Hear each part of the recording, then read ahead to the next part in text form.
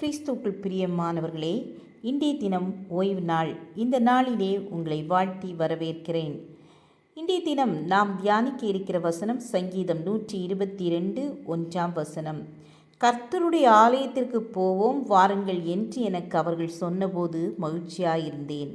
ஆம், எனக்கு அன்பானவர்களே, ஞாயிற்றுக்கிழமை ஆலய ஆராதனைக்கு செல்லுங்கள். 1000 நாளை பார்க்கிலும் உமது பிரகாரங்களில் செல்லும் ஒரே நாள் நல்லது. ஆகாமிய கூடாரங்களில் வாசமாயிருப்பதை பார்க்கிலும் என் தேவனுடைய ஆலயத்தின் வாசற்படியில் காத்திருப்பதையே தெரிந்து கொள்ளுவேன் என்று தாவீது ராஜா சொன்னதைப் போல நாமும் தேவனுடைய ஆலயத்தின் வாசற்படியில் காத்திருப்பதை தெரிந்து கொள்வோம். சங்கீதம் 27 கர்த்தரிடத்தில் ஒன்றை நான் கேட்டேன், அதையே நாடுவேன்.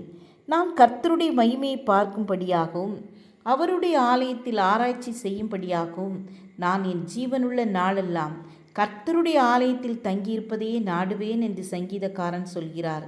நாமும் நம்முடைய ஜீவனுள்ள நாளெல்லாம் கர்த்தருடைய ஆலயத்துக்கு செல்வதையே வாஞ்சிப்போம்.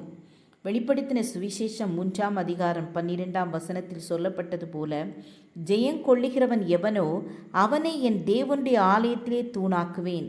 அதனின்று அவன் ஒரு காலம் நீங்குவதில்லை. என் தேவனுடைய நாமத்தையும் நகரத்தின் நாமத்தையும் என் புதிய நாமத்தையும் அவன் மேல் எழுதுவேன். ஆம், எனக்கு அன்பானவர்களே, ஜெயங்கொள்ளுகிறவன் எவனோ அவனை என் தேவனுடைய ஆலயத்திலே தூணாக்குவேன் என்று தேவன் சொல்லியிருக்கிறார்.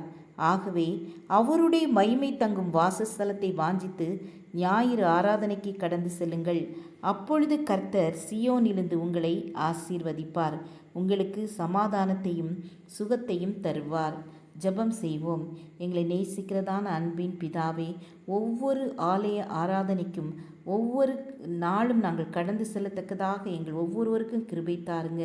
வியாதியோடு வேதனையோடு ஆலய ஆராதனைக்கு செல்ல முடியாமல் இருக்கிற ஒவ்வொரு பிள்ளைகளுக்கும் நல்ல சுகத்தை கொடுத்து ஆலய ஆராதனைக்கு வரத்தக்கதான கிருபையை நீர் கொடுக்கும்படியாய் ஜெபிக்கிறேன்.